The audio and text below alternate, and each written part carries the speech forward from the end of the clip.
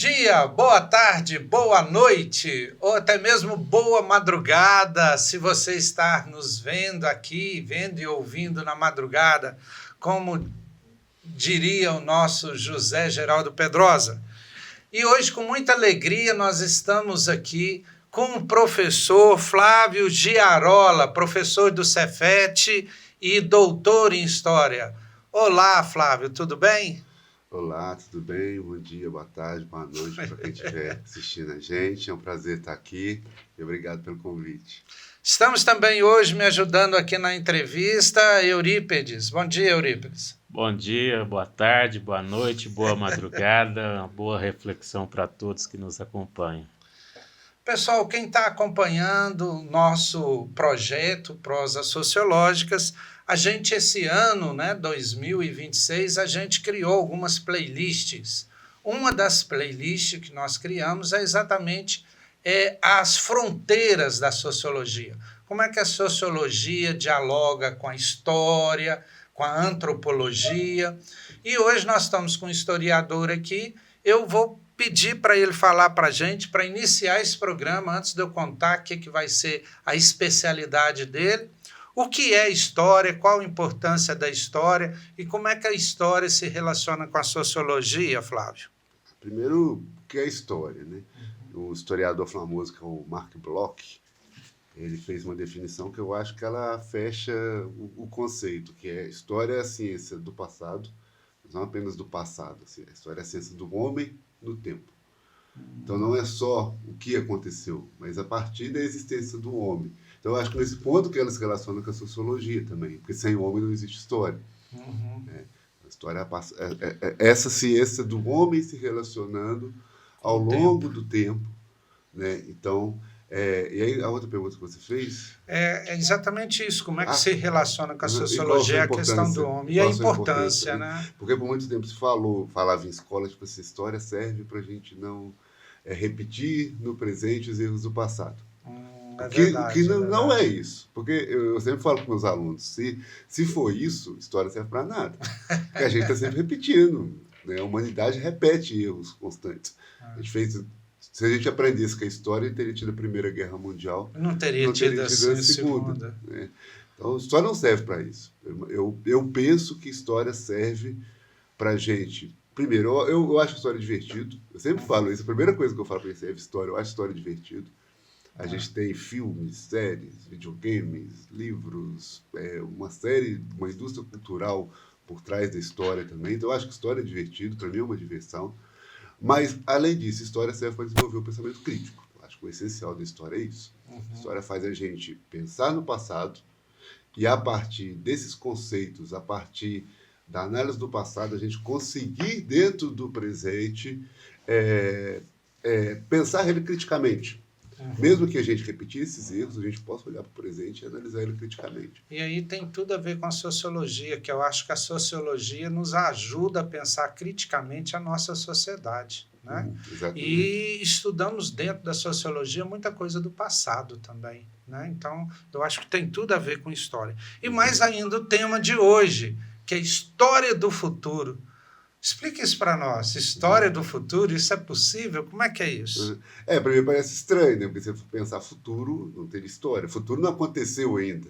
Então, o que a história do futuro estuda? Primeiro que é um campo novo, a história.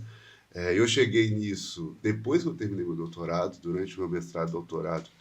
Eu estudava a história da escravidão, São João del Rei estudei a história da escravidão, e depois passei a estudar a história das relações raciais. E quando eu acabei meu doutorado, eu falei, agora eu quero estudar um trem que eu curto, relacionar um pouco as minhas pesquisas com alguma coisa mais, porque eu sou muito nerd, então alguma coisa mais ligada ao que eu consumo diariamente. Eu sempre gostei muito de ficção científica. Foi aí que eu tomei conhecimento desse campo chamado História do Futuro, que tem muito pouca gente que estuda ainda. E a História do Futuro quer entender o quê? Como que a gente vai ver o futuro ao longo do tempo. E apesar do futuro não ter acontecido ainda, a forma da gente ver o futuro, ela vai sendo alterada ao longo do tempo. Então, o que vocês pensavam que seria o futuro lá durante a Guerra Fria, não é o que a gente pensa que vai ser o futuro hoje. Como também não é o que as pessoas do século XIX pensavam que seria o futuro. Então, quando a gente pensa em história do futuro, é isso, é como o futuro vai sendo alterado e vai sendo transformado, as suas representações do futuro ao longo do tempo. E a gente vai acertando e errando algumas previsões, né? Sim, exatamente. Mais errando do que acertando, não é não? Muito bem. E nesse contexto, a gente pensar sobre ficção científica não como apenas entretenimento, né? Mas o que a ficção científica pode nos mostrar, ou seja, em relação ao futuro, né? O que ela vê isso? Ela prevê o futuro ou apenas o imagina? Então, prever o futuro é impossível. Então, no caso, a ficção científica ela imagina, mas ela imagina com base em conceitos, ou melhor, com base no contexto de cada época. Então, é uma imaginação do futuro que ela é limitada. Ela é limitada com o avanço da ciência em determinado período. Ela é limitada a partir do contexto social, do contexto econômico, e tudo isso vai fazer você ter determinada imagem do futuro. Eu queria trazer para vocês um pouco também, falar um pouco, se vocês me permitem, sobre essas relações, como que a gente, dentro da história, tem pensado essas relações com o tempo. E quando a gente fala de futuro, a gente tem que falar também de presente e passado. Isso, São tempo. três relações correlacionadas, né?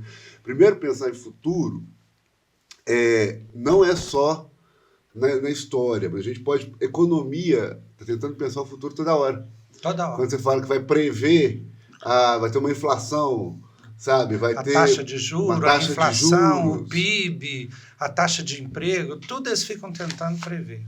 E isso é uma forma de prognóstico, né? A outra, talvez a mais antiga, seja religião. Se você for pensar lá atrás, as profecias da antiguidade, a Bíblia está repleta de tentativas de imaginar o futuro, principalmente com a chegada do Apocalipse. Se for pensar lá na Idade Média, sabe, o fim do mundo está sempre próximo. Então você está sempre pensando quando até que vai hoje, chegar né? o fim do mundo. Até hoje tem profecias e profecias do fim do mundo. Eu me lembro daquela dos Incas, daquela profecia 2012. Vira e mexe aparece uma teoria de que o mundo vai acabar, né? Também na política, o nome mais famoso é o Marx. O Marx, quando ele prevê que vai ter uma revolução operária, e essa revolução operária vai implantar um novo sistema político, que seria o comunismo, ele está fazendo uma previsão do futuro.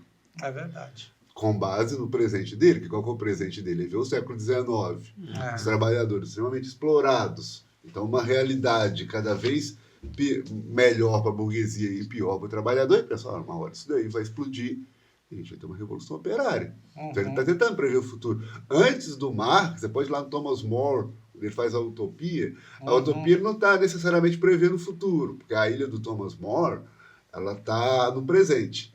Mas ela é uma ilha que pensa o mundo perfeito. Sabe, o que seria esse mundo perfeito de uma sociedade completa, sem desigualdade social, Pensando com a assim, ciência bem distribuída? O Platão em A República fez a mesma coisa. A mesma coisa. Sabe? Na filosofia também tem um cara que preocupava muito com o futuro, era o Heródoto, não, desculpa, o Epicuro. O epicurismo, ele parte dessa ideia de, tipo, por que a gente vive triste, chateado, ansioso? Porque a gente preocupa demais com o futuro. A gente com os deuses, com a morte. Naquela época, com os deuses, como a gente vai morrer. Se a gente for pensar hoje, se eu vou ficar desempregado ou não, sabe? Se eu vou ficar doente, como que eu vou morrer.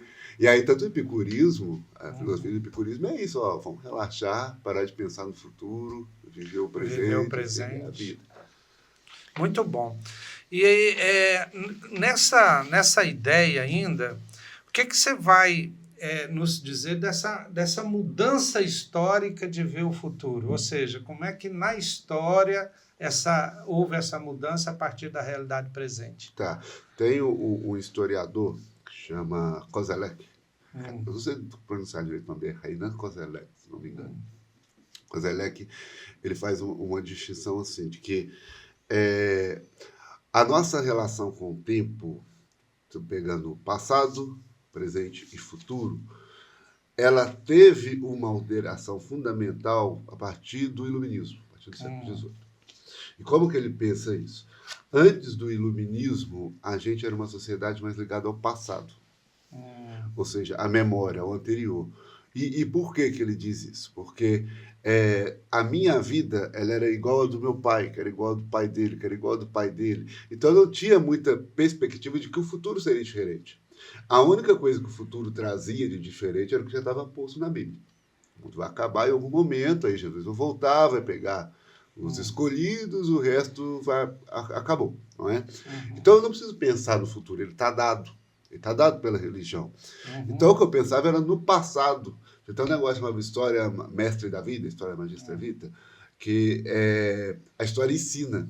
E por que a história ensina? Porque a história não é muito diferente do presente.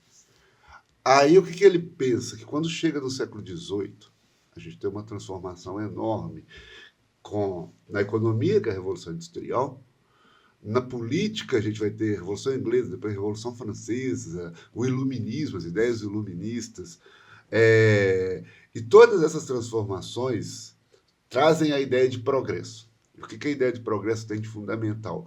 O progresso mostra que a gente está sempre desenvolvendo, a gente está sempre melhorando.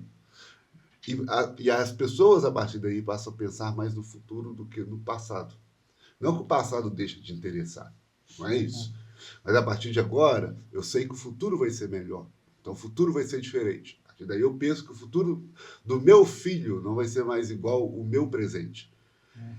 E aí, essa ideia de futuro, que aí o Kozelek fala, horizonte de expectativa e espaço de experiência. Espaço de experiência é quando a gente estava pensando no passado.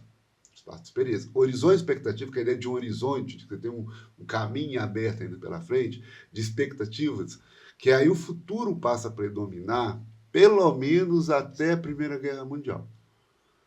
Aí, até a Primeira Guerra Mundial, tem um outro historiador chamado Hartog, ele vai falar da ideia de presentismo.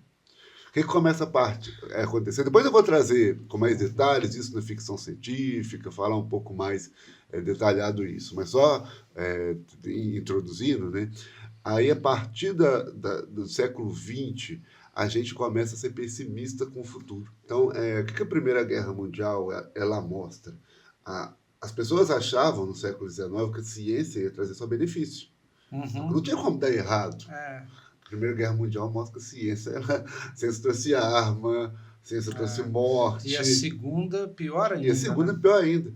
Aí o que a gente começa a fazer? A gente começa a pensar que o futuro vai dar ruim. Começa a surgir as distopias. Já são as distopias, o futuro, mesmo quando ele é bom, ele traz desigualdade, a ideia depois eu vou falar melhor disso, está no New Wave, por exemplo. Então, a partir do momento que você começa a ver o futuro como ruim, mas você também não quer voltar no passado, a gente não quer estar lá atrás, o que a gente passa a fazer? Que aí vem a ideia do Hartog, a gente passa a viver cada vez um eterno presente.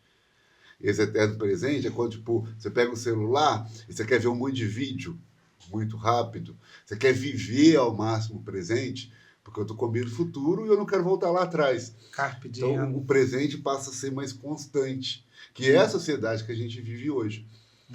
Isso aí, Eurípides. Então, muito bem, quando você trata essas questões, refletindo muito sobre o propósito do futuro, mas como que a gente pode entender as diferentes culturas, como eles compreendem essa passagem do tempo? É interessante. Você tem alguma coisa do Oriente para trazer para a gente? Porque a gente vive muito na nossa cultura, né? Falamos o tempo todo, mas e outras culturas? É assim também? Olha, para ser bem sincero, até onde eu tenho lido, a gente tem muito pouca coisa sobre o Oriente, sobre a África, por exemplo, né? Porque como ainda é um campo muito recente, então essas pesquisas estão muito mais presas ainda ao mundo ocidental, né? Mas é lógico, se for pegar essas sociedades diferentes, elas têm... Eu vou dar um exemplo da África. Até pelo menos no século XIX, como ali não viveu essas mudanças do iluminismo, da Revolução Industrial, ainda havia um predomínio muito grande do passado, do espaço de experiência. Por quê? Aquela ideia da importância dos antepassados... Sabe? Então, mais do passado como na Idade Média europeia. E aí você imagina que a chegada dos europeus na África, o choque que tem dos caras chegando, te invadindo, te impondo uma visão, tipo assim, ó, a gente é o progresso, a gente está chegando aqui. E a gente está impondo para você, dentro dessa ideia de progresso, você acredita nessa ideia de progresso, porque nós somos melhores e estamos trazendo para vocês a civilização. Então a gente está, até a própria ideia do imperialismo, tem um pouquinho essa rota do progresso, porque eu estou no nível acima de progresso e você está lá atrás. Então eu estou chegando para impor, para a ideia do fardo do homem branco, estou chegando aqui para trazer os benefícios do meu progresso para você e fazer você chegar num nível de progresso parecido. Então a gente tem um choque também de percepções de tempo, né? Ô Flávio, é muito bom, né? A gente não consegue esgotar esse tema, né? Sociologia e a história do futuro, só nesse programa. Então, eu gostaria de convidá-lo para mais um bloco que a gente fale, né, semana que vem, a respeito da ficção científica. Você falou que ia falar dela, mas infelizmente o nosso tempo já está esgotando. Não vai dar tempo de você falar hoje disso, mas a gente te convida para a semana que vem a gente continuar esse papo, tá? E falando especificamente da ficção científica, ok? Tá ótimo.